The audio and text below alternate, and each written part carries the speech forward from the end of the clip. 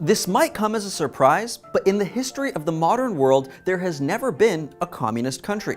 While a number of countries have described themselves as communist, for example, China and North Korea, by definition, there has never been a true communist country. So, what exactly is communism, and how does it relate to socialism? Well, it may be easier to explain what the two have in common.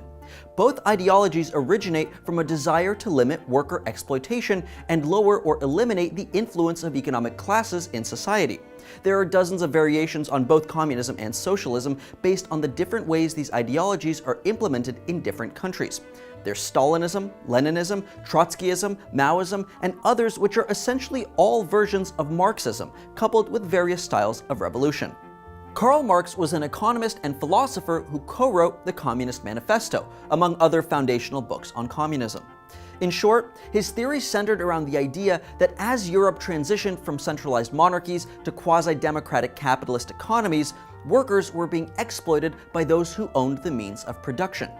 So if you work in a factory or on a farm, as many at the time did, whoever owns the factory or farm is getting more out of the worker than they're putting in.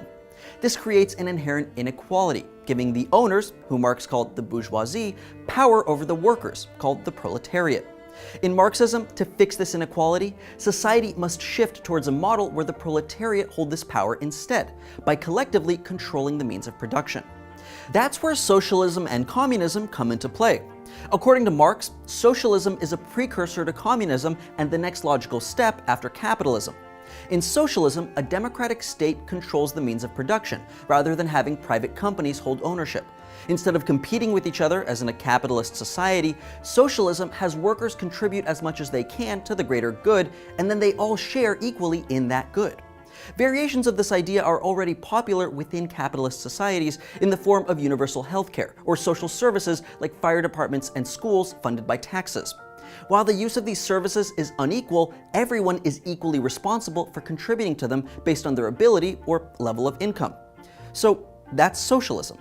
But once the state controls all the means of production, the next step is total collective ownership, not just of production, but all aspects of society and economy, including private property.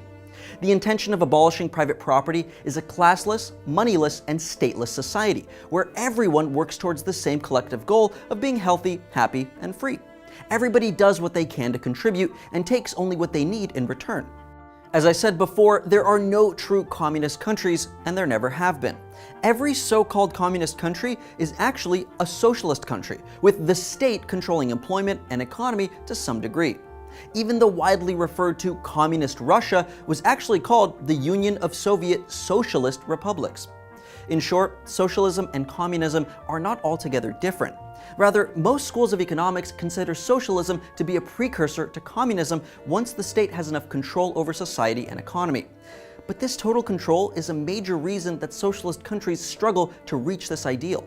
Corruption is rampant in countries like the former USSR, Venezuela, Vietnam, and North Korea, largely due to people in power abusing that power instead of using it to help the society they control, and refusing to give up that power to the people. Nonetheless, socialist ideals have seen incredible success when paired with capitalism in countries like Sweden and Canada. The human hurdle of overcoming power and greed in government is the biggest reason we've never seen a true communist country. So, which countries have been labeled communist, and how do they actually live up to their reputations?